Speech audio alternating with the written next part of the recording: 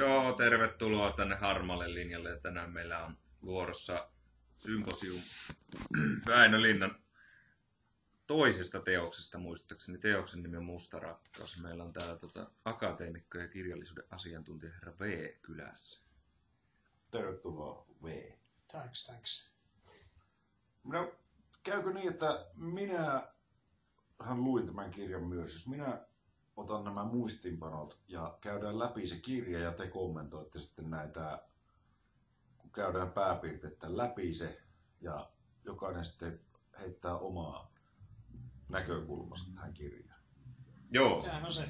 Kyllä, koska kirjan teemanahan on, se alkaa ihastumisella, jota kuvataan todella hienosti. Miltä tuntuu, kun nuori ihminen ihastuu. Jokainen nuori on kokenut sen tunteen, eli niin uskomatonta, kun se on, niin Väinö Linnakin on varmasti ehkä ihastunut joskus.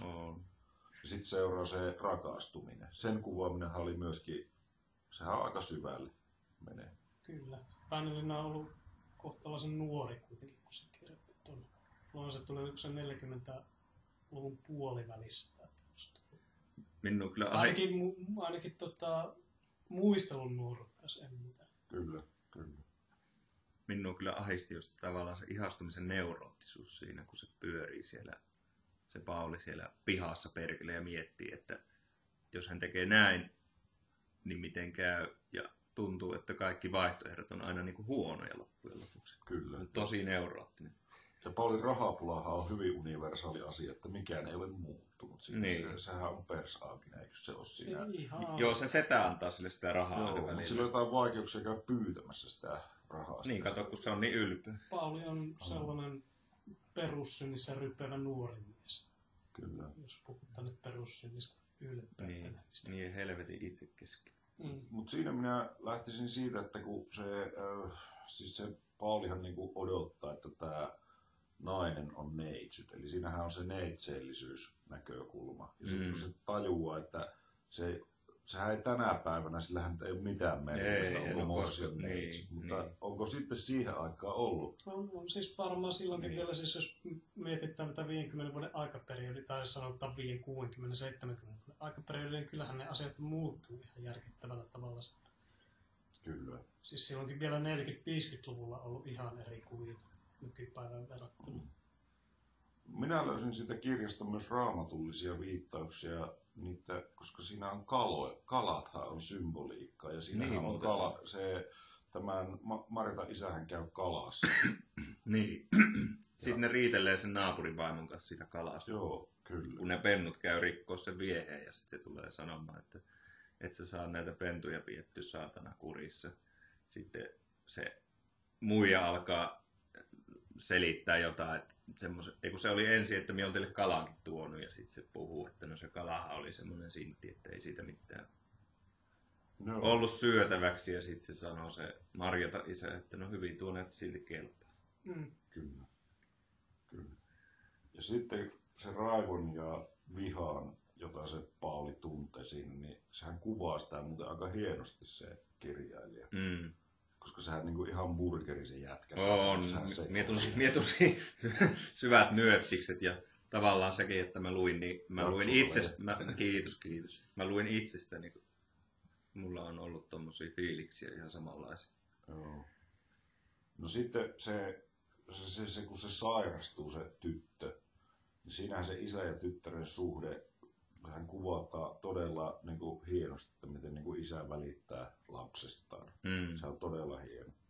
Siinä oli kohtaus, kun ne sitten kutsui sen lääkärin, niin lääkäri meni kammariin, pisti kuumemittarin Marjatan kainuloon ja alkoi sinnekin tupakoiden odottamaan mittausten tuloa. Tämä on suora lainaus sitä. Kyllä, niin. Tuossa ajattelee sitä, että miten se Marjatan isä haukkui tämän Marjatan ensin vuoreksi, vaikka miksi silloin, kun epäili, että Marjatta olisi harrastanut seksiä vieraan miehen kanssa siellä heidän kotitalossa, niin se oli siihen aikaan niin iso tapu, että sitä pelätti, että sitä olisi pienikin sana naapurille lähtenyt leviämään ja sitten olisi tullut hirveä haloo. Nykyään tämmöinen panittaisi ihan viivaisella, mutta siihen aika oli ihan erilaista. Nyt voisi lähinnä ajatella, että semmoista tapahtuu, voisi niin vetää semmoisen aasinsillan noihin Siitä se on jonkinlaisen muslimikulttuuri, mitä nykyään esimerkiksi on. Et siellä tapahtuu ihan sama. Siis, Niin. Et vielä joku 60 vuotta sitten Suomessakin oli suunnilleen samasta lähtökohdista. Kyllä. Asiat tapahtuu. Ei ehkä toki Marjatan isä ole sitä elävältä polttanut, mutta kuitenkin kotoa ajoi pois sanoi, ettei takaisin tulevista. Kyllä. Tosin otti sitten takaisin, kun Marjatta sairastui, mutta kuitenkin. Joo. Minun siinä Marjata isässä jäi mieleen se kohta, kun siinä kuvattiin ihmisen sitä vähän semmoista perisyntiä, tai se ensin raivostui, mutta sitten se kuvasi musta Väinölinna hyvin sitä, että Marjata isä ei ollut oikeastaan enää loukkaantunut, mutta välillä ihmisestä se, että on loukkaantunut, niin se tuntuu aika miellyttävältä ja sitä ei oikeastaan haluaisi lopettaa. Kyllä. Mm. Myös kihlajaisten ryyppääminen oli kyllä niin tuosta nousuhumalakuvaa. Siis se oli jotenkin erittäin hyväksytty, että ne veti hirveät perseet. Siinähän oli se, että kerranhan sitä vain kihlajaisia pidetään. Mm. Miten usein tänä päivänä. Kuka juhlistaa kihlajaisia? Niin, ja Tai huomasitteko, kuka että nainen muu? ei ottanut viinaa? Ei tietenkään. Naisen paikkahan oli keittiössä ollut tarjoilemassa niitä alkoholijuomia näille isälle ja sulhaselle. Mm.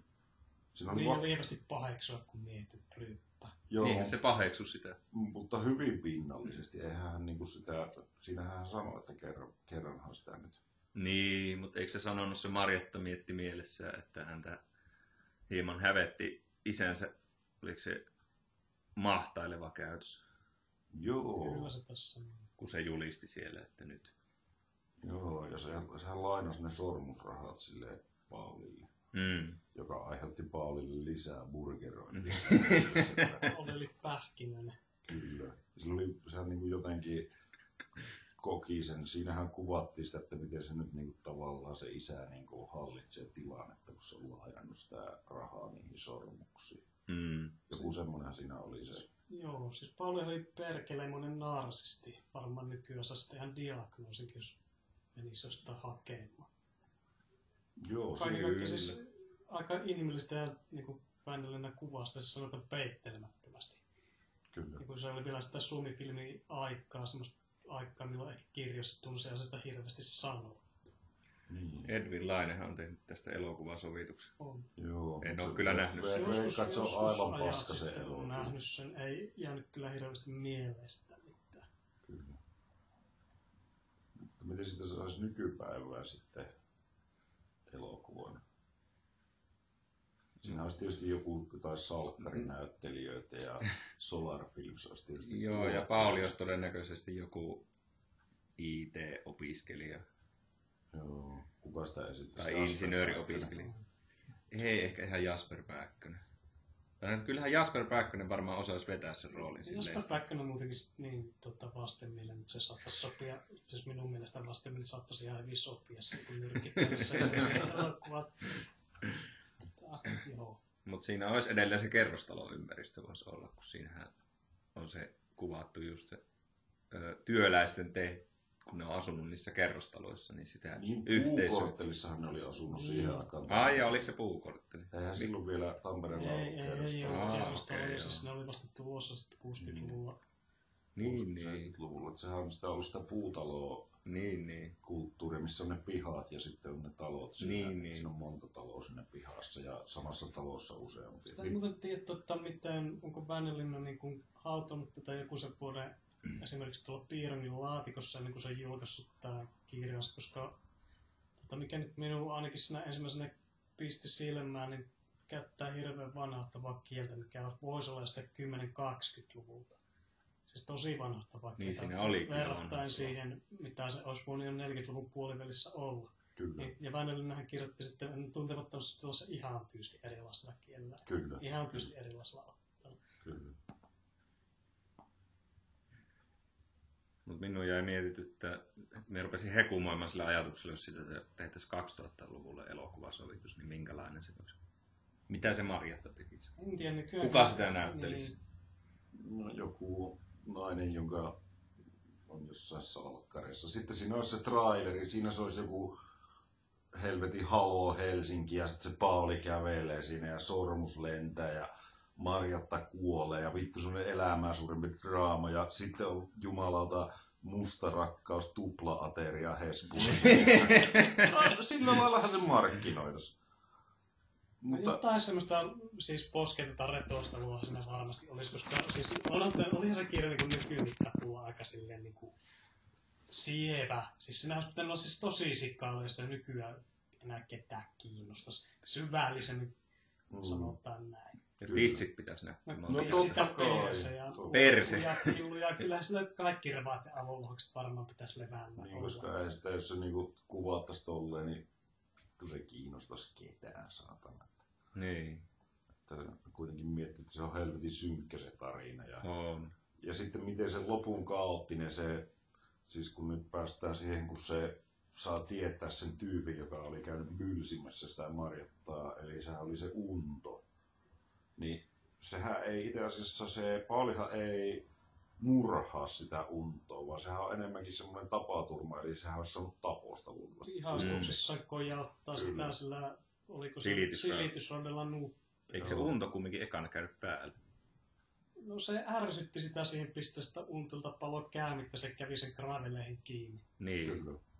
Mutta minusta tuntuu, että just sen jälkeen se muuttuu se teksti, niin se loppuhan niin se on ihan kaoottinen. Niin. Se on aivan kuin eri tyyppi olisi kirjoittanut sen. Tai siis se ote on täysin erilainen. Että minun mielestä ehkä jopa, onko hän hakenut sitä kontrastia, kun se ihailu ja rakastumisen kuvaileminen oli semmoista todella maalailevaa ja kaunista, niin onko hän sitten tarkoituksella hakenut sen kontrastin, koska se loppuhan on niin uskomaton niin semmoinen kaoottinen. Minulle tuli mieleen vaan just siitä, että se kirjan loppu, niin tuntuu, että tuo Väinö Linna on lukenut Shakespearea, kun siinäkin kuolee kaikki. Kyllä siis siinähän siis tämä kaikki vaan kuolee. Perinteinen tragedia, hybris päättyy tuhoon, sanotaan tämmöinen kolmiodraama. Sitähän kertoo siitä, että Pauli rakastuu tämmöisen kokemattoman tyttö, millä onkin ollut aikaisemmin semmoinen yhden illan juttu tämmöisen Hanttapulin kanssa. Ja tämä Pauli on itse tosi kokematon neitsyt vielä, mutta on myös sairaaloisen mustasukkainen. Hän saattaa olla myös himorunkkari. Varmaan, mutta pieni kannattu. Niin. Kuka näyttelisi Untoa? Se olisi joku vähän vanhempi. Antti Reinihän se olisi tietysti. Antti Reini voisi olla aika hyvä. Totta kai. Vähän nahkatakki siihen. Niin. Ja semmoinen ylimielinen asenne tätä Niin. kohtaa. Sitten varmaan Marjata isää näyttäisi tietenkin joku Kari Hietalahti. Niin. Koska onko täällä Suomessa muita näyttelijöitä kuin Kari Hietalahti? Tässä on semmoisia vastenmielisiä mielikuvia aikana. Niin, mutta koska kyseessähän olisi huono elokuva. Ihan paska. Niin. Se saisi episodissa puoli tähteä. Kyllä. Sitten tämä sama linja, mitä nämä elokuvat nykyään suomalaiset saa. Niin, kuka ostaisi se elokuva esimerkiksi niinku vähän DVDtä kukaan osta enää? Mistä ne niitä kahtoo? Jostain suoraan. Kuka perkele sitä jaksaisi edes lähteä laittamaan tästä netistä semmoista vitun 1,5 tuntia elämästä päkkää.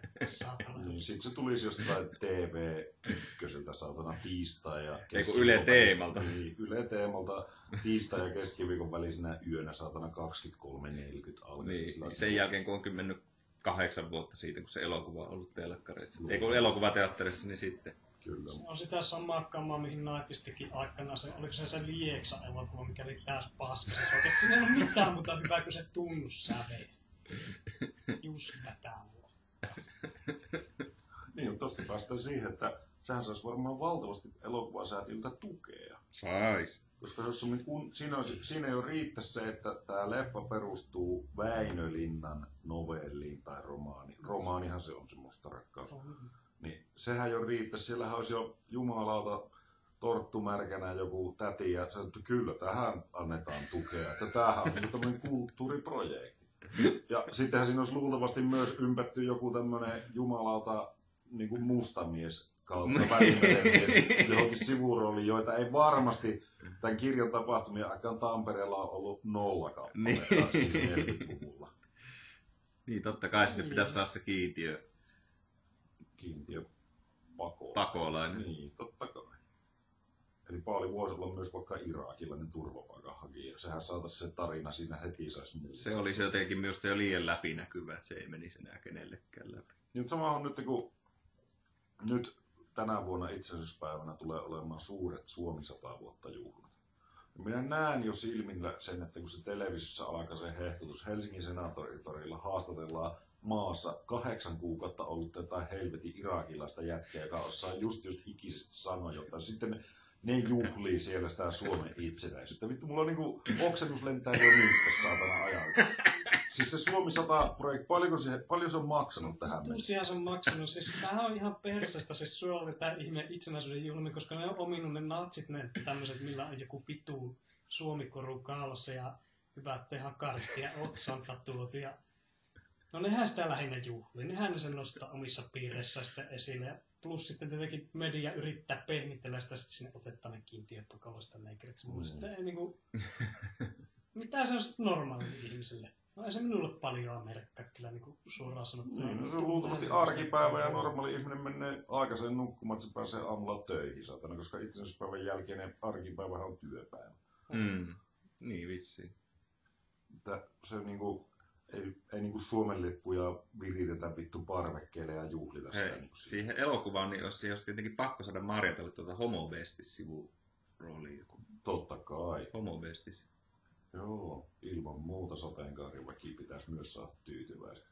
Eli kaikilla tällä pystyttäisiin tuo alkuperäinen romaani niin kuin vesittämään ihan täysin paskaksi. No siis eihän siinä mitään vikaa, siis otettaisiko sinnekin pakolaiset tai jotain mitään kiintiöhommaa, mutta kun se on niinku, se vesittää koko niinku, vaikka sen sateenkaarin ajatuksenkin siitä, että pitää väkisellään vääntää sinne joku semmoinen stereotyyppinen hahmo, mikä ei niinku millään tavalla edes edusta niitä oikeita. Internet-termi tähän tilanteeseen olisi pakottaminen. Joo. Jonkin asian pakottaminen. No minkälaiset odotukset teillä on nyt, kun tulee tämä uusi Tuntematon sotilas? Paskat. Niin, no mitä veikkaatte, onko siihen jo saatu joku Tom of Finland-tyyppinen rintamalla tapahtuva homoseksuaalinen rakkaustarina, tai onko siinä tyttöjen välistä rakkautta, tai onko siinä jopa mustamies siinä elokuvassa? Onko Samuel L. Jackson Mannerheim? Niin. En tiedä, minä enemmän pelkästään jumalatonta ihme pateettista paatosta. Se ei niinku ole enää, se yritetään niinku vanhautella erilainen tapasta saada aikaan pikkusen päivitettynä nykyhetkeen. Älä unohda Hesburgerin Tuntematon sotilas Ateriaa, mikä on se elokuvan jälkeen tarina. Niin. Marlberin leffa oli ihan hyvä, siis minä tykkäsin sitä, vaikka se nyt on haukuttu kuinka saatana syvälle mitä leffa voi haukkua. Joo, siinä oli hyviä, siinä oli nuoria tuntemattomia näyttelijöitä. Oli, ja siinä käytettiin kamerakikkoja, yksilöllisiä kikkoja, mitkä tuli Hollywoodissa käyttöön 10 vuotta myöhemmin. Kyllä. Ja toinen on Pekka Parikan Talvisota-elokuva, niin siis... Se on hyvä, joo. No, sehän on aika rankka oli. Siinähän oli, sitä yritti ulkomailla ajaa, mutta eihän se siihen Hollywood-kaavaan sopinut yhtään.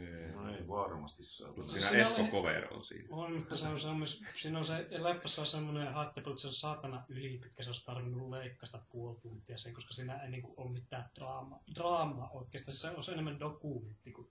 Kyllä. Niin, sehän kertoo sitä yhden kylän jätkien siitä retkestä sinne Talvistoon. Niin, kyllä. Enemmän semmoinen realistinen kuva sekin kuin elokuva. Sota-elokuvista tuli nyt mieleen, mikä se on se Dunkirk-elokuva, se toisen maailmasta sijoittuva elokuva, niin jotkut ihmiset on internetissä pahoittanut mielensä siitä, että siinä ei kuvattu yhtään niin kuin mustia ihmisiä. Joo, minä kuulin tämän sama asia, että siinä ei ollut musta vähemmistö, oli unohdettu, mutta niitä itse asiassa aika vähän vissiin oli ollut siinä vaiheessa siellä, koska se operaatiohan, eikö se ollut niin kuin evakuoida niitä sotilaita? Joo, ranskalaiset ja brittijoukot lähinnä sitä kanaalle yli. Kun siinä vaiheessa ei Briteillä varmasti ollut niissä maajoukoissa hirveästi mustia miehiä, että jossain siirtomaassahan niillä on ollut. Joo, no ranskalaisilla oli jonkun verran kyllä, Ranskallakin siirtomaata siihen aikaan oli kyllä edustettuna siellä värilliset. En Briteistä en muista. No pointtina on tarkoitus tehdä kumminkin realistinen ja historiallinen elokuva. Mutta hienoa nähdä rasismia joka paikassa. No sekin on taito. Se on taito. Siis että näet ja ajattelet, että nyt minä näen rasismia. Että omalla tavalla sehän on todella hienoa, että näinkin voi tehdä. Mutta Kaikista kun lässyttää liikkaa, niin sitä putoaa pohja pois. Kaikkea ruvetaan pelkkäämään, niin älyttömästi kaikesta yritetään tehdä väkisin jotain kiintiöhommaa, niin ei se toimi sillä lailla. Niin. Siinä vaiheessa, kun ne asiat alkaa olla niin arkipäiväiset, niin ei tarvitse pakolla ympätä mihinkään, vaan ne tulee niin itsestä, niin silloin ollaan saavutettu mielestä jotain. Niin kauan kun se on pakkopullon syöttämistä, niin silloin siinä on vielä jotain pienessä. Nyt katos kyllä vähän niin kuin poitti tästä etäsasiaa niin sanotusti kirjasta, mutta ei se haittaa mitään. Tämä on ihan hyvää settiä. Mutta sitten voitaisiin vielä sen verran mennä siihen uuteen tuntemattoman sotilaaseen, että millä lailla se tuotteistetaan sitten. Eli se on tietysti se Hesburger-ateria, mutta mitä muuta voidaan myydä sitten tämän leffan? No viinahan sillä myydään tänne aikaan niin kuin aina. Kyllähän sitten joku Marskin konnekin ja leikattu viina. Mitä näitä nyt oli? Joku tikkuviina noussut tässä se voi olla yksi, mutta niin joo, sen voin kyllä kuvitella jo nyt. Eikö se Sedu Koskisen johonkin yökerhoihin tuu joku... Karjala takaisin 24 pullon kanssa. Niin, joku tuntematon sotilas shotti tai drink. No varmasti joo. Sitten niinku, kyllähän se tuottaa, koska onhan sillä T-paitoja pitää olla. Niin ja joku sponsorihan se, mikä sen pääsponsori sitten on. No en tiedä, varmaan joku Intersport. Mitä ihmettä? En mä tiedä, onko se tarpeeksi iso firma siihen. Mitenkäs näitä kuvaukset on mennyt? Siellähän niinku tää sorrata ihmistä, kun Natsi-Saksa vuonna 1935 tiettyjä vähemmistöjä. Siellähän vissi on nämä elokuvan näyttelijät, että muuttaa sitä joku aika niinku nyrki alla. Siis tuntemattomassa sotilassa. Niin, siitähän oli isot jutut lehdessä, että sillä menee päin vittuja se. Hommat siellä teetätetään ihmisillä metässä, jossa ihan onnettomissa oloissa, ihan älyttömän pitkiä ylityötuntia, hirveän pitkiä päiviä, sille mitään niin perushuolta eikä mitään, että näissä satana maakopassa joutuu ryppään, ja sitten kun pomo painostaa niitä yötä myöten tekemään kuvauksia. Haittaako se niin ajattelitte sitä fiilistä siihen sotaan vai? Se voi olla mahdollista. Niin, tai sitten Aku Hirviniemen trailerissa niin on vittu ilmestynytkin vahingossa Emmental-siivuja, vaikka se oli pyytänyt Goudaa niihin leipiin, niin se hirveät kilarit vetää ja ne leivät lentää sitä ikkunasta. Vittu, mä en tänään tee yhtään mitään, jos sitä Goudaa ei ala tulla tänne. Gouda. Tai jotain muuta vastaavaa. Tai sitten on väärän merkkistä kivenneistä. Tuosta tuli mieleen Dodonmuna. Siis elokuvan valmistautuminen, siis Juoppohullu päiväkirjasta, kun tehtiin tämä surkea elokuvan sovitus, niin se päänäyttelijä, eli Juha Bergin näyttelijä, niin se joi jonkun viikon putkeen kuulemma ennen sitä leffaa ja söi huonosti. Eikö se lihottanut itsensä? Lihotti. Lokannut itsensä aittoon kuntoon. No kyllä, mutta sehän on ihan väärin siis kästetty se tyyppi, koska se Juha Berg on niissä kirjoissa semmoinen 2-metrinen köriläs. Siis, mutta sehän on siinä semmoinen tappi. Aivan väärin. Siis... Mä muistan aina sen, kun se Samuli Edelman lihotti itsensä sitä Häjyt-elokuvaa varten, niin se oli kauheita vaikeuksia saada sen painon sitten normaaliin takaisin, kun se oli kuulemma hirmu helppo se lihotusprosessi, mutta se takaisin se pääsi. Totta kai se on vuotta. Häjyt on kyllä hieno elokuva. Olen katsonut sen varmaan 10 kertaa. Se on aika hieno. Voisin katsoa sen vaikka nyt, jos ruvetaan katsomaan. Joo, Juha Veijos on yksi hienoimpia rooleja. On. Onko sillä Juha Veijosella omat hiukset siinä muuten siinä, kun sillä on helvetin pitkä tukka. Ja lopussahan se on sillä vankilassa, sillä on lyhyet hiukset. Niin. Onko sillä oikeasti siinä elokuvaa varten, niin onko se kasvattanut pitkät hiukset? En tiedä. En ole mennyt kysynyt. No. Se oli muuten hieno elokuva. En tiedä, siinä on jotenkin Veskuloori ja Samuli Edelman tuntuu niin näyttelevä ehkä itse. Ehkä se on se. Ei siinä ole Vesa-Matti Loiri. Eikö se missä siinä? Ei Häjyssä ollut. Se oli jossain tuosta se joku Pohjanmaa vai mikään tämän. Eikö se ollut se, missä Vesa-Matti Loiri ja Samuli Edelman oli se, missä ne ajaa sinne pohjoiseen? Niin on se tie. Niin se joku isästä ja pojasta kertova elokuva. Tie pohjoiseen. Joo, kun se Vesa-Matti Loiri ei mennä pystyä hengittämään siinä. Sehän alkaa jo Miksi? No se on niin saatana huonossa kunnossa, saatana. Se on joku astmaatikkohan se on se kyyti ja vetää vittu 3 toppaa punaista Marlboroa päivä, niin eikä se henki kuule enää. Niin hän osaa ennustaa. Millä tavalla? Siis hänhän oli, sehän on kuuluisa juttu, että hän oli sen, oliko se nimi Anne vai Anniina, se Suomen joku kuuluisi ennustaja, niin se oli sen opissa yhtä aikaa uusnatsi ja valtakunnanjohtaja Pekka Siitoimen kanssa. Joo, se oli se Selvänäkijä. Mikä se Niin Selvänäkijä. Se. Myös Hannu Karpo soitti sille siis toimittaja Hannu Karpo soitti joskus sille Selvänäkijälle ja se haukkui sen pystyyn se Selvänäkijä sitten. Siis Hannu Karpo? Joo. Antoiko Hannu Karpo kinkuu sen jälkeen sen päässä? 500 seteli. Niin. Oliko sille koskaan parantaa 500? Antoi se kerran, se antoi yhdelle tyypille, joka kieltäytyi tekemistä työtä, niin se antoi sille 500.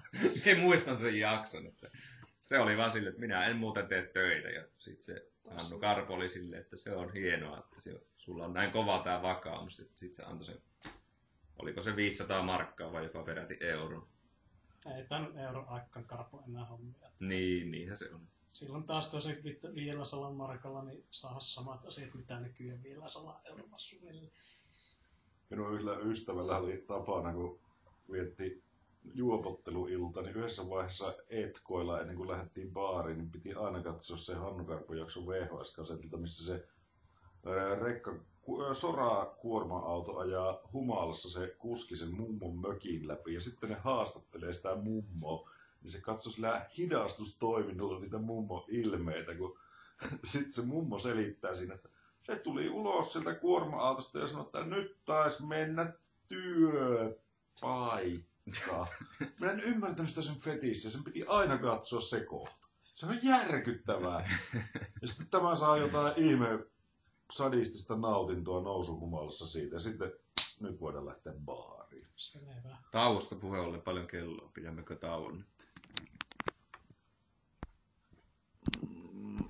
Enpä tiedä, voidaan pitääkin. Tämähän on aika hyvä lähtenyt taas lentoon tämä tarina. Palataan asiaan kohta. No niin, jatketaan. Takaisin linjoilla nyt on haukuttu kaikki vähemmistöt ja enemmistöt. Seuraavaksi haukutaan Elvistä, niinkö? En tiedä, oli puhetta tuossa taululla, että tässä pitäisi kyllä Finlandia saada takana, koska on Suomi 100 ja linnasta puhutaan ja paatos on älyttömä. Kun se muuten kävi mietityttämään, että miksi Suomessa niin se itsenäisyyden juhliminen tavallaan rajoittuu niin tiettyihin piireihin. Miksi tällä niin välttämättä semmoinen tavallinen ihminen osaa arvostaa sitä? Se on hyvä kysymys. Juttu. Amerikassahan se on tosi iso juttu. No, siis se, silloin kesäkuussa, kun on se niiden itsenäisyys. Täällä vituttaa sen natsinuliko, että se semmoinen retostelu, että ne on ominut kaiken isänmaallisuuden itselleen. Mutta siinä on myös se, että että nykyään kansallistunne, joka on kadonnut. Eihän me niinku juhlita sitä, että me ollaan itsenäinen pieni Suomi. Sitähän pitää rasismina saatana. Että se niin, tai junttia. Niin, junttia. Miten sitä voisi terveellä tavalla niinku juhlistaa sitä, että koska mietin, miten hienoja vittu Aleksis Kivet, Lauri Viidat, tämmöiset, ajattelen Juiset, Irvinit nämä. Niin. Niistähän saisi mahtavan juhlan saatana, missä jokainen suomalainen, no ei ne nuoret tietenkään, mutta osaisi laulaa jonkun Juisen laulun.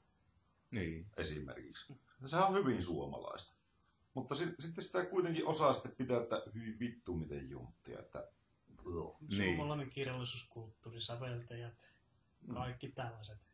Ei ne ensimmäisenä välttämättä mieleen. Niin, mutta ehkä se on nyt tulossa kansallisromanttinen aika uudestaan, niin, mistä mä oon puhunut aiemmin. Se saisi tulla silleen terveessä, että kiinnostus.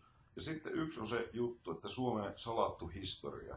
Niin aina puhutaan viikingeistä ja kuninkaista.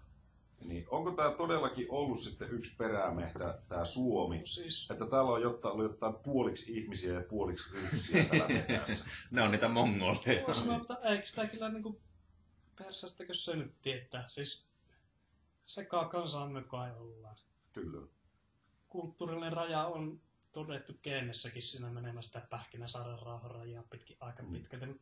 Savolaista ne tännekin, mitä myökin nyt ollaan, on punkenut silloin 1600-luvun alussa aika terhakkaasti se vanha raja yli ja ajanut sitten kaikki alkuperäiset Suomen sukuiset kansat sinne Venäjälle. Kyllä. Varhaishistoriasta nyt ei valitettavasti hirveästi tiedä, kun ei ole jäänyt jälkiä sinällä mitä tutkia. Sitten nämä tietysti kaikki satanan natsinutiipäät yhdistäisi johonkin pitu viikinkeihin, minkä kanssa nyt ei hirveästi ole tekemistä suunnilleen ollut. Sen verran historiaa muistaakseni lukenut, että suomalaiset kuitenkin on ollut aika terhakkaa kauppias kanssa tässä välillä. Ja sanotaan, että viikingitkään ei uskaltanut tänne tulla sillä, että tämä oli sen verran hyvin puolustettu rannikko. Kyllä. Ja pelkästä vallan tullakin tänne. Ja Taas... kauppareitteja on mennyt niin kuin tästä Volkkaa pitkin tietenkin Venäjän kautta ihan jonnekin. Minä taas muistan Alasten historian tunnu puhuttiin, että jopa roomalaiset käyvät kauppaa suomalaisten kanssa. No se nyt on taas paskapuhetta ja paneettua. En usko siihen, kun roomalaista esineistä on löytynyt tätä jonkun verran, mutta ne luultavasti on kyllä kulkeutuneet muutaman välikäden kautta tänne. Kyllä, kyllä. No se on mielenkiintoista, että sen ajan superaseet, tämmöisiä lokapermiekkoja on löydetty esimerkiksi Suomesta enemmän kuin Norjasta. Mitä sen ajan tämmöisiä viikinkien, tai viikingit niitä eniten omisti ja arvostaa. Siis tästä Ulfberg-miekosta. Ulfberg, mistä mä sen yhden väärän sanan siihen. Niin, Ulfberg-miekko. Kyllä, kyllä. Ja niitä on löydetty Suomesta, onkohan Ruotsin jälkeen muistaakseni eniten. Ehkä Tanska saatte olla siinä välissä. Kyllä. Mut miettikää, miten hienoa olisi, kun kaupungilla kaikilla olisi omat miekat. Niin. Kun ennenhän se miekka on ollut semmoinen, vähän niin kuin se Bemari, niin se on ollut semmoinen statusjuttu kanssa. Niin. Niin, mutta eikö silloin ole myös ollut statussymboli, että kellä on ollut ne tulukset siinä nahkapussissa? Niin eikö se ole ollut jo aika menestynyt kundi, kun silloin tuli ollut mukaan? On. Niin. Ja Kalevalassakin sanotaan, että se, kellä on pidempi miekka sen päältä iskemän, saa lyödä ensin. En tiedä, minkälaiset taistelusäännöt heillä silloin aikanaan ollut. Mutta ikuinen lännen ja idän välinen vastakkainasettelu näkyy muun muassa Karjala Oluttelkin etiketissä, jossa on käyrä sapeli, joka kuvaa tätä orientaalista sulttaani, turkkilaisuus, ottomaani homma. Ja sitten tämä suora miekka, eikö se ole niinku tavallaan kristinuskon symboli? Niin, tästä pidetään sellaisena, siinähän se päästelevy tavallaan muodosta se mikä suora tärkäs ristikuviino sinä. Kyllä, kyllä. Niin, mutta miten se liittyy millään tavalla Karjalla? No onhan tämä nyt ollut tämähän on ollut idän ja lännen rajaa. temmellyskenttä. Tosin silloinhan nyt, jos puhutaan sitä viikinkäjästä, niin eihän täällä vielä niin kuin slaavitkin oli vähän pidempänä siellä, sanotaan Nyky-Suomen nykyisen rajan takana ihan reilusti, että se oli vähän niin kuin viikinkien alusmaata sinne muutama 100 kilometriä Venäjälle päin. Toki se lentä slaavisukuisia kansoja silloinkin oli. Mutta niin, mutta Varjankin kuningas Ruurikhan perusti Venäjän tavallaan. Perusti. Nehän oli viikinkejä ja tavallaan. siitähän se, jos nyt taas lätistää samasta ikuisesta kaneetista, niin tähän se tuli se rys, soutaja merkitsevä sana. Kyllä. Mutta kaupunki Moskovakin, niin sehän on suomen sukuisesta sanasta Moska on syntynyt, joka tarkoittaa sitä jokea. Ai jaa. Mielenkiintoista. Kyllä. No ajattele silloin, kun Suomi oli sitten suurruhtinaskunta Venäjällä. Niin sehän se, kuka se nyt Romanovin suku ja se, kuka se niistä oli niistä saareista, jolla oli se kesämökkikin täällä Suomessa. Aleksanteri Koneskas. Joku niistä kuitenkin. Niin, eihän mikään ole muuttunut. Sen mielestä oli hienoa lomailla Suomessa. Niin, sama ilmiö toistuu niin. Vielä tänäkin päivänä. Kalajoen huvila on siellä. Se oli Kymijoella. Kalajoensa mikä sen nimi nyt oli sen paikan? Se on Kymijokea. Siellä Kouvolasta tänne niin kuin itäänpäin. Olen käynyt sinne paikassa kyllä joskus vuonna jotain. Kyllä. Ja sitten taas miettii, että mitä ruotsalaiset teki sitten, kun Suomi taas kuului Ruotsiin aikaisemmin. Niin miettii, että sekinhän oli, mitä hyvää se sitten toi tullessa. Silloin jäi rannikolle ne rantaruotsalaiset. Josta on kyllä hyvä tarina, kun minä olin siellä saariston rengastiellä, kävin siellä Houtskarissa ja mitä vittuja ne saaret olikaan. Ja sitten mennään kauppaan. Muistan vielä, siis ostin Ilta-Sanomat ja tupakka-askin. Siis tämä oli markka-aikaa ajalta ennen internettiä. Sitten siinä on semmoinen hikinen punkero, oli vielä se myyjä, ja se rupesi ruotsiksi selittää sitä, että 12 mark ja jotain. Ja minä annoin sille tahallaan niin kuin sille, että siitä summasta jäikö siitä 20 vai 30 penniä niin kuin puuttumatta. Minä olin siinä ihan tyhmänä tälleen. No sitten se sanoi suomeksi tälle, tästä puuttuu 30 penniä. Sitten minä tälle, hei, sinähän osasit puhua suomea. Mutta se ei vaan halunnut puhua sitä. Niin. Sitten, sehän on se hieno paikkahan se on se saaristo. Mutta sitten minua vitutti, kun sillä oli ne lautat. Mikä se on se vitun lossi, millä siirrytään saarista toiseen. Se saatanan pitkät ne jonot tietysti kesäaikaa. Ja sitten ne paikalliset vitun runkkeberit, niillä oli joku semmoinen lätkäauto, kun sitten saa ajaa se jono ohi ensimmäisenä, kun ne asuu siellä. Sitten mä ajattelin, no tietysti joo, varmaan vituuttas kyllä, jos asuisit tulossa jostain töistä, niin saatana kilometrin mittainen autojono ennen sitä lautaa. Mutta se on ihan totta, niin kuin Ilari Johanssonin siinä stand-up-sketsissä eri kansojen erot, niin on mukava olla suomenruotsalainen, kun voi pelata Monopolia omilla rahoilla. Niin. Ostan eiran ja tarkoitan sitä. Kyllä. Olihan se silloin aikana, kun Ahvenanmaalla kävin, niin vaikka ulkomaille käynyt, niin tuntuu, että se on enemmän ulkomaata kuin mikä ulkomaan. Niin, siellä jäi vähän semmoinen fiilis. Siellä on vähän omat säännöt. Mutta se on kyllä naurettavaa se, että Suomessa vedotaan vieläkin siihen kaksikielisyyteen, että ruotsi on virallinen kieli. Niin, ei sille ole minusta mitään järkevää perustetta. Toisaalta pelastihan se minutkin silloin kyllä niin kuin taloudellisesti, kun oli avioerokriisi päällä ja vittu kun tappelin niistä perkeleen elatusmaksuista. Ja sitten minä ajattelin, että miten minä saan pelattua aikaa.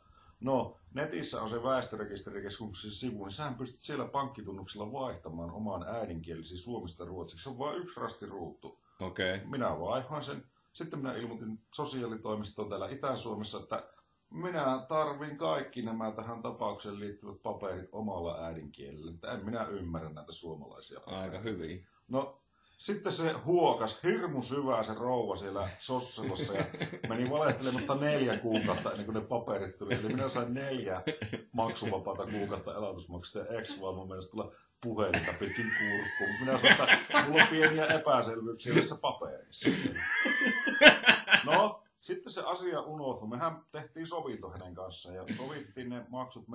Monta vuotta meni ihan jees, ei ollut mitään ongelmia. Sitten tuli tämä kuuluisa reserviläiskirje, minkä lähetettiin silloin joku vuosi sitten kaikille reservissä oleville suomalaisille sotilaille. Mm. No se minun reserviläiskirje oli ruotsin kieli. Hän minä ymmärtänyt sitä mitään.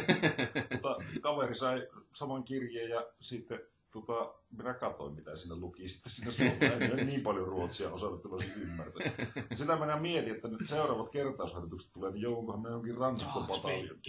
Jos nyt me pan hakko minkä. Ei ne varmaan enää kyllä ota, että sen puolen. Mutta olisi se ihan mukava käydä olla sellaisen. Niin mä ajattelin, että heija grabbar, kan du få en flaska jaffis. Sitten siihen loppuu sitten se taito saatana. Siitä saisi aika hyvän lähetyksen, jos sinä sinne Dragsvikiin joutuisit. Joo, no toivottavasti en joudu. Sinä voisit pitää blogia siitä. Mutta onko nyt niin kuin sillä tavalla, että koulussa kun ensimmäinen vieraskieli, onko se englanti aina? Enpä tiedä, kun en nyt koulussa muutama vuotta ole. Mutta sitten se ruotsi tulee, niin se on edelleen pakollinen siis se ruotsi? On joo, se ei ole vapaa. Sitä ei voi vaihtaa esimerkiksi Ranskaan tai Espanjaan. Kyllä se muistaakseni vai voiko? On pakollinen yhä. Niin minustakin. Koska ei siitä perkele luovuta. Niin, koska valtion virkaan kun haet, niin sinun pitää antaa ruotsinkielistä se joku koe. Minun yksi ystävä teki sen, se haki jotain työpaikkaa. Sille riitti se, että se kävi jonkun ruotsin lehtorin kanssa keskustelua. Ja se keskustelu oli mennyt tyyli, että jag heter Vesa, jag har en bil, den heter Volvo.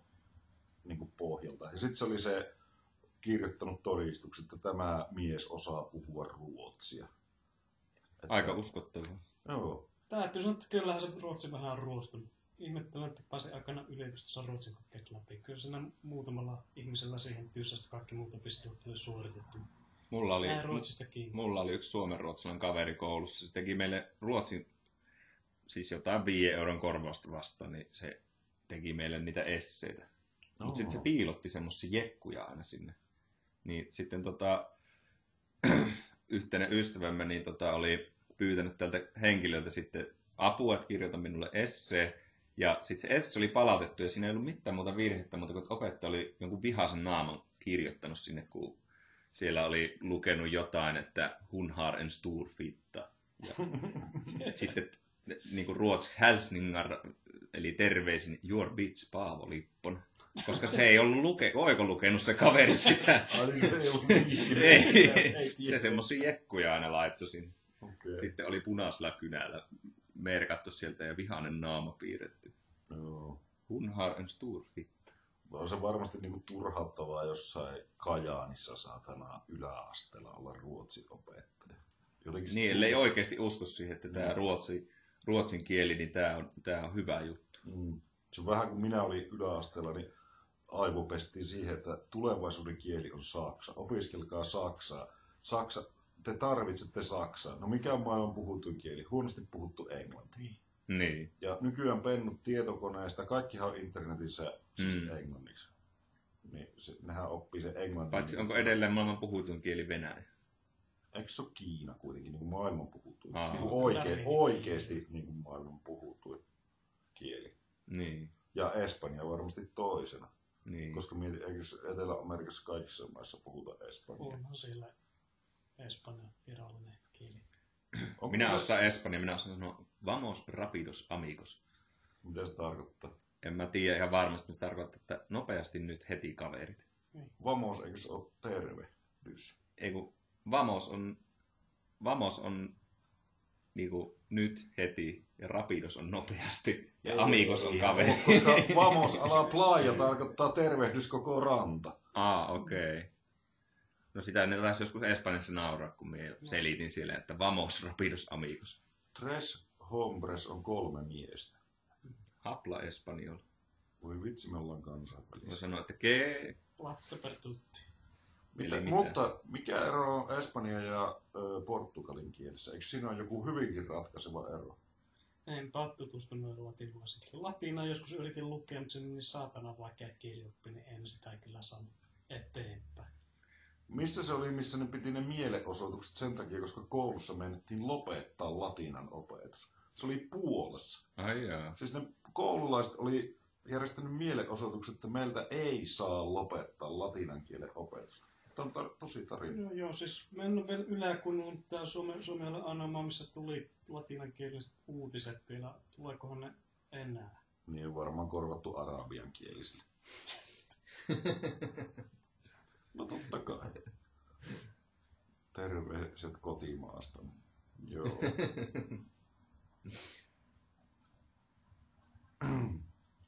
Milloinhan Suurmoskea Helsinkiin valmistuu? Hetkinen, mikä siinä on tilanne nyt? Vastustaako vai myötäileekö? En tiedä miten sille, minä olen vaan kuullut, että tämmöistä ollaan rakentamassa sinne. Mutta sehän sanoo se, mikä se on se yksi afgaani ämmä, se poliitikko, se Nasima. Joo. Niin. Sehän sanoo, että Suomihan ei kuulu kenellekään. Suomihan on kaikkien maa. Niin. Ja sitten sehän oli mukana järjestämässä sitä systeemiä, kun oli se helvetin Afganistanin suurlähetystä jossain kirjastossa, missä tyypeille jaettiin passia, joiden taustoja, siis periaatteessa kuka tahansa tumma jätkä olisi mennyt sinne vaan ja olisi osannut puhua sitä kieltä, niin se olisi saanut passi ilman mitään henkilöllisyystodistusta. Mietin, Niin.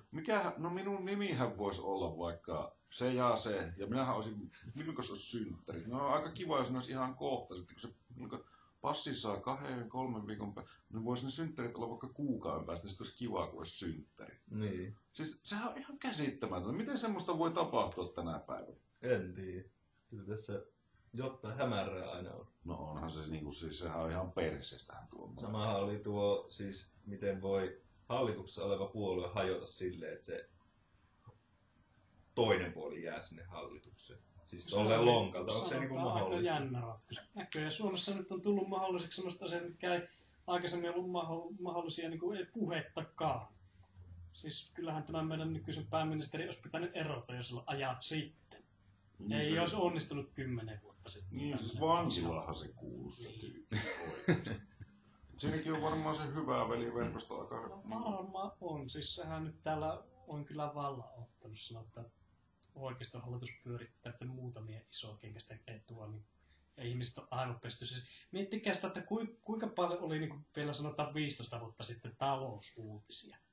Nykyään saatana omat uutislähetykset taloudelle. Niin, kyllä. Niin. Kuinka paljon puhuttiin jostakin Suomen valtionlainen korosta ja luottoluokituksesta vielä 10 vuotta sitten. Ei Ei mitään. kukaan tiennyt edes, mitä ne tarvitsevat. Mutta minä olen kuunnellut tosi vanhoja ihmisiä, jotka on 70-vuotiaita ja tolle, niin ne puhuu silleen, että kummalliseksi on mennyt tämä meininki, koska ennen kuin puhuttiin terveydenhuollosta, niin ei kukaan miettinyt paljonko terveydenhuolto maksaa. Niin. Se vaan oli semmoinen, että se pitää olla. Niin, ja Kuopassa ilmasta yhä.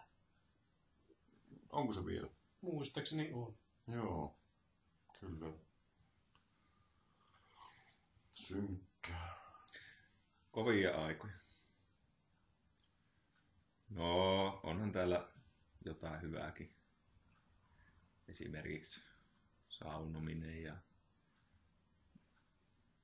Ja no se taide ja kulttuuri kyllä. Taide ja kulttuuri, Niin. siis joo. On. Ja sitten yksi, mikä on hieno asia, mitä ei esimerkiksi kovin monessa muussa kielessähän ei ole sitä ilmiötä, mikä on suomen kielestä. Suomen kielihän elää koko ajan. Siihen tulee uusia sanoja, niin kuin just se, sinä... Myöttis. No niin, en minä ollut sitä En minä tiedä, mitä tuo tarkoittaa. Se selvisi viimeinen, se tarkoittaa myötähäpeän tunnetta. Eli jos kaveri mokaa, niin voit nostaa hattua ja sanoa, että pienet myöttikset sulle. Tai sitten on tosi paljon lainasanoja niin kuin muista kielistä. Tai burgerointi. Niin. Donnerointi. Se on vähän niin kuin jörnimistä. Niin, niinhän se on. Se on ankarampaa. Tiedättekö, mitä on gimmelöinti? No.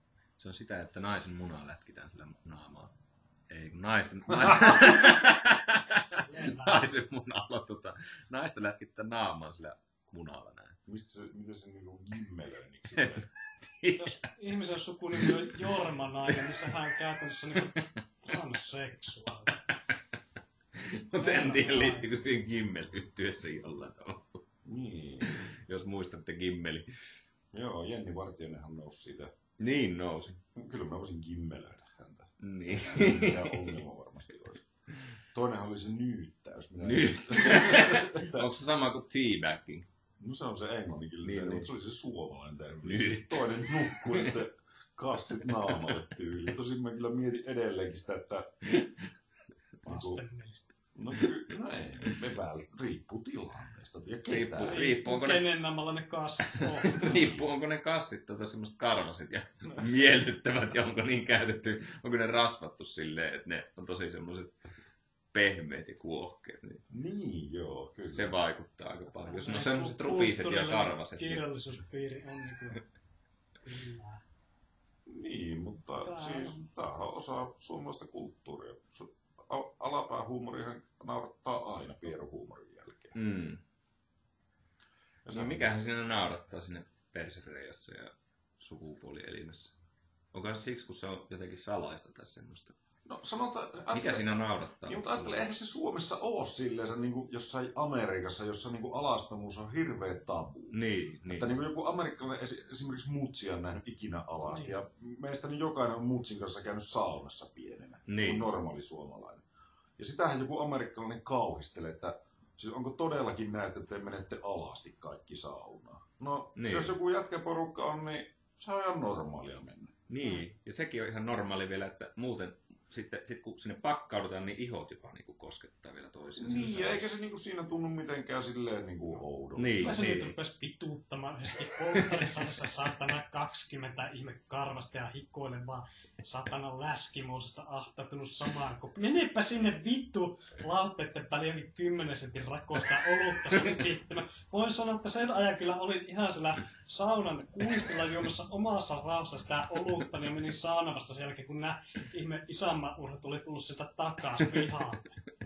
Tai sitten on se juhannusjuhlat, missä on niinku pariskuntia ja niinku miehiä ja naisia. Ja sitten siellä joku saa sen kuningasidea, että nyt mennään saunaan. Ja sitten se on vähän semmoista epävarmuutta, mutta kuitenkin on semmoinen, että no mennään alasti. No sitten jonkun tyttökaveri onkin uimapukun päällä ja se jätkä onkin siellä alasti, niin saa kuulla vittu vielä kuukauden päästä. Sinä katoit sen tissejä siellä, kun se eukko oli alasti, vitu sikaa. Sitten voi vittu, mitä minun pitää tehdä, että olisin täydellinen mies, saatana. Niin. Sittenhän se on toinen hyvä, että kun on se amerikkalainen tyyppi, pitäisi jotenkin saada sinne saunaan ja sittenhän sitä voi huijata ihan milloin. Joskus luin Hesarista hauskoja kesätarinoita, niin joku tarina oli siitä, että suomalainen pariskunta, niillä oli tullut hollantilaisia vieraita ja no siinä oli ollut tämä saunakauhistelu ja vittu, pitääkö oikeasti mennä saunaan alasti. No ensin ne meni niin kuin pyyhkeet päällä, mutta sitten ne vapautui ja sitten, että hei, tää on kivaa. Mutta sitten ne meni takaisin sinne mökkiin, muilla oli vaatteet päällä, niin ne sitten riisui ne vaatteet pois päältä ja sanoi, että no mitä tässä niin kuin enää pitää vaatteita päällä, että mehän ollaan jo oltu alasti. Mutta se taas ei ollut enää sopinut. No eihän se enää ole, kun ruvetaan satana sitä makkaraa ja sitä anketa salaattia syömään sillä mökillä satana. Niin eihän se niinku, ei silloin olla enää alasti. Siinä on jo muutenkin vittu. Niin heille se oli selvä, että nyt voi olla alasti koko ajan, kun nyt se jää murrettu. Kyllä. Ei enää palata siihen vaatetukseen. Siis suomalaisia näitä Suomessa tappeiden pitää mökkeillä. Kuka vittu sitä oikeasti pitää? Mennään sinne hikiseen kämyiseen rantaan itikotten syötöksi. Ei ole mitään tekemistä. Aina siellä voi vuolla jotain mukavaa. Eräjurmia. No tietysti ryypätä voi. Silloinhan aika kuluu tosi nopeasti, kun kunnolla dokaa. Haluatko sinä kertoa sitä suomalaisesta juhannushetkestä, kun se meni pilalle siellä? Joo, sen tarinahan minä voisin kertoa. Sehän oli se oli se idyllisistä idyllisiä. Siis oikeasti silloin 2000-luvun puolessa välissä oli kuumia, pitkiä kesiä muutama, olisiko ollut 2010 jopa. Kuitenkin muistan se aina, siis oli täydellinen juhannuskeli. Täydellinen mökki. No porukka, no ehkä se sillä hetkellä tuntui täydellisen, mutta jälkeenpäin ajateltuna osa niistä oli ihan täysiä kyrpiä.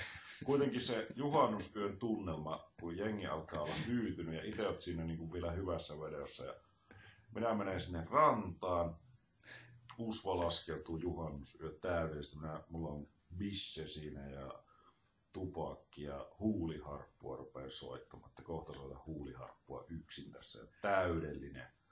Niin vastakkaiselta rannalta kuuluu, moi vittu, minä tapaan itseni, sä oot pettänyt mua. Ja sitten semmonen teinidraama, nasaali ääni Pimu uhkaa hukuttaa itsensä ja joku jätkä sille, että minä rakastan sinua vieläkin. Vittu, minua vitutti niin paljon, saatana, minä, että muista huusinko minä, että tappakaa toisen, että kiitti vitusti tästä mielikuvasta, mutta kyllähän se aika suomalainen hetki. Olihan se oli idyllinen hetki. Se oli niinku täydellinen se draama sille, että siellä oli niinku vastakkaisella mökillä ilmeisesti petetty jotain ja no niin. Niin miten noilla siis sukujuhlilla ja mennään mökille, niin siellä ne purkautuu ne vyyhdet aina jostain syystä. Eihän täällä kaupungissa arjessa, mutta sitten kun mennään yhdessä mökille sukulaisten kanssa ja sitten sillä on kumminkainuja, niin sitten alkaa se sota monesti. Kyllä. Tai ensin saatetaan vielä saunoa sille, mutta sitten 12 jälkeen ehkä alkaa se hillitön tappelu jostain siitä, kun sinä lainasit rahaa 20 vuotta sitten, etkä ole vieläkään maksanut takaisin. Sitten siinä pöydällä on siinä helvetin kulhossa se nahistunut salaatti, mitä on aika vähän syöty, mutta se näyttää siltä, että ei sitä kannata enää syödä, saatana. Ja se joku Erja Pirkko aikaisemmin hirmu ylpeänä esitellyt sitä salaattia. Sitä boolia on jäljellä, mutta kukaan ei jaksa enää juua sitä, kun se on niin helvetin pahan makuun. Kaikki on avannut vaan viinapullot ja juo sitten niistä suoraan. Se voi olla yksi. Se booli on tehty niin kuin Virosta tuodusta sitä halvimmasta vitun vodkasta ja sitten Litukasta on ostettu niitä saskia, vissyä ja sitten siinä on joku vitu mango, saatana, että on eksoottista perkele olevia. Mä ajattelin, että siinä on kotimaisia marjoja paljon. Paskat niillä on, koska sehän olisi jo tyylikästä, jos olisi kotimaisista marjoista ja hyvästä vodkasta ja jostain soodavedestä tehty booli. Siis sehän olisi liian paskaa. Nimenomaan. Sitten se joku vitu setä olisi kehusta, kun oli käynyt sillä Virossa saatana hakemassa se lasti, että se saatana avensit sen jousen. Niin ja muistaa mainita se, että miten paljon rahaa nyt säästyy. Niin, totta. Siitä se muistaa. Kyllä. Siitä saattaa sanoa 5 kertaa koko illan aikana. Ei riitä. Se voi olla useampi kuin 5. Ja se jossain vaiheessa ujuttaa sinne keskusteluun sen, että miten paljon rahaa tuli säästettyä, ja nyt se voi käyttää ehkä johonkin muuhun, mutta laittaa säästöä. Kyllä. Niin kuin suomalainen ei edes kehu hirveästi itseänsä, tai jos se kehuu, niin se kehuu itseänsä silleen varkaan. Se ei sano suoraan, että vittu, minä tai sille niinku Näkö- minä teen hyvin tai minä olen hyvä, vaan se on semmoista ihme vitun kierroilu sekin. Niin, mutta semmoista se on. Siis käy virasta paskattaa, mutta kyllä se niille välttää asentelun. Mutta tuossa semmonen, että jos se vodkapullo maksaisi Suomessa viinakaupassa saman verran kuin siellä Latviassa, niin kävisikö normaali suomalainen mies sitten niin tilipäivänä, niin ostaisiko se sinne kotiin todellakin niin kuin 20 pulloa sitä vodkaa? Vai kävisikö se vaan se yhden pullon ja sillä sipuli?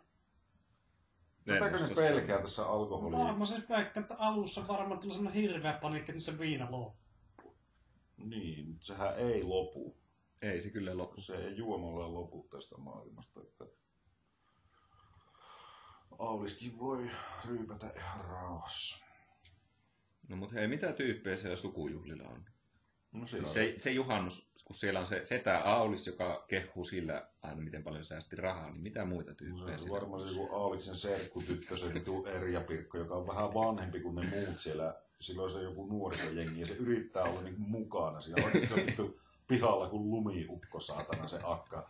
Se niinku tajuu, että nuoruus onhan menetetty. Ja sitten siellä on se joku 20 yliopisto-opiskelija, mikä on just päässyt sinne yliopistoon ja luulee itsestään liikaa alkaa lässyttämään kaikkea niin sanotusti sivistyneitä asioita, vaikka ei tiedä hevon persettä yhtään mistä. Kaikki kyselee koko ajan, että minkälaista on siellä yliopistossa. Kyllä. Ja onko opinnot lähtenyt hyvin käyntiin. Kyllä. Sitten silloin se joku angstityyppi, joka sanoo, haastakaa vittu, minä menen nukkumaan. Ja se menee Se on se teini, jolla on pitkä tukka ja se on pakotettu sinne vitun mökille. niin se varmaan menee aikaisen nukkumaan. Niin, se haluaisi olla kitaran kanssa kotona tai sitten vaihtoehtoisesti kirkon takana juomassa kaljaa friendien kanssa. No, ja tekemässä semmosia, niinku, yrittää tehdä haluaisi olla tekemässä vaikutusta nuoreen goottinaiseen. Niin, se joutuu olemaan sillä vitun haisevalla mökillä. Kyllä. Ja se ei vaiha niitä vaatteita, sillä on edelleen se rotsi ja se katuuskottavuus sielläkin. Et vaikka mökillä voisi olla ihan missä vaatteessa tahansa, niin se ei vaiha niitä rikkonaisia farkkuja pois. Kyllä. Koska uskottavuus menisi heti. Kyllähän ne aika jäävät tapahtumat sitten loppupelissä on. Mistä siellä riidellään sitten yleensä? Näin, mutta ajattelin, miten paljon on Suomessakin murhia tapahtunut tuomassa, niin, että joku on tapettu siellä. Niin. Tai sitten joku on hukkunut. No sehän kuuluu tietysti asiaan, että yksi hukkuu. Sitten mennään totta kai kiintiöhukkuja. Tuo on muuten aika hieno sana. Muistan Poliisit-sarjassa, kun ne meni hakemaan miestä pois järvestä, joka uhkasi hukuttaa itsensä, niin se polski siellä jotain sammakkoa siellä silleen. Sitten poliisit meni siinä laiturasta. Hei, että onko sinulla kuulemma joku hätä, niin uihan tänne päin, niin jutellaan vähän. Niin sitten se tyyppi huutaa siltä vedestä, vai olette kutsuneet poliisin tänne ampumaan minut? Ei myös sinua ammuta, kun jutellaan halutaan, niin se huutaa, että ampukaa päähän, saatana. Suoraan silmien väliin. Ei myös sinua ammuta. Se oli sitten se vaimo oli helvetin hädissä siellä laiturilla kanssa. Se mies polskii siellä, että ottakaa minulle pyssy, niin minä tapaan itse. Minä menen avantoon. Siinä oli sitä suomalaista draamaa. Tämä on suomalaisen miehen uhohumalassa. Se on aina hienoa, saatana. Mutta varmaan Suomessa aika paljon itsemurhia tehdään humalassa. Veikkaisin ainakin. Ja henkirikoksia myöskin. Ja pahoinpitelyä. Mutta ei, jos nelosolut tulee kauppoihin, niin myöhän kuollaan kaikki just sillä hetkellä, kun se olut on sillä kaupassa. Siis kaikki suomalaiset. Niin kuollaan. Onko Suomessa semmoisia oikeita festivaaleja niin kuin tämmöisissä latinalaisissa maissa, vai tarkoittako se suomalainen festivaali, että mennään kuuntelemaan nykypoppipaska johonkin festivaaleihin, missä puolialastamat ihmiset hikisinä ryöhyttyy toisiaan vasten musiikkiin vitun kovalla, että saa sitä mitään selvää, kaikkein jumalattomassa kännissä. Joku huuttoi sinne nyrkillä naamaa siellä. Sitten makaa tuossa kusissa paskasessa maassa. Vettä sataa. Muista, että olut maksaa muovituopissa 7 €. Siis tämä on aina tulla anniskelualueella. Sitten siellä festarialueen ulkopuolella on just niitä kojuja, jossa myydään sitä ruokaa. Niin sehän on vittu sitten jotain Rainbowia, jotain sitä, mikä siis tämä on, pyttipannu. Niin, se on todella kallista. Niin. Miksi se maksaa 2 € siis semmoinen iso pussi. Festarit, se voisi olla mutapania ja musiikkia vitun kovaa. Paljon kello on, vielä kun meillä on lähetysaika. No, meillähän on sitä. Ei itse asiassa ole enää hirveästi. Se on tää latina lopetettava nyt täältä erää kohtaa. Mikä otetaan loppupäätelmäksi tästä kaikista? Eli pääsimme Väinölinnasta no se nyt on itsemurhaisesti aika... Niin, mutta sehän nyt pitää mainita, että mihin tämä kirja loppui. Siis sehän loppui tosiaan siihen, että kaikki kuolee. Niin, silleen Shakespeare on luettu. Marjatta kuoli siihen keuhkotautiin, minkä se sai sen takia, kun sen isä ajoi sen pois sieltä, koska isä hakkoi ja täysin huoraksi ja ajoi sen sitten sinne kylmään iltaan. Marjatta sai keuhkotaudin. Ja sitten tämä Paulihan sitten... Se viisi ranteen. Viisi ranteensa aikana ei kertaakaan katunut itse asiassa oikeastaan tekoja vähän niin kuin oman kunniansa säilyttämiseksi tappoi itse, koska pelkästään poliisi tulee ja pidättää hänet sitä tappousta. Hän oli todellinen samurai. Kyllä. Hän oli viimeinen samurai. Siis mulkkuhan se oli. Urkeli. Näihin sanoihin on hieno päättää. Kiitos. Kiitos. Kiitos. Näkemiin. Anteeksi.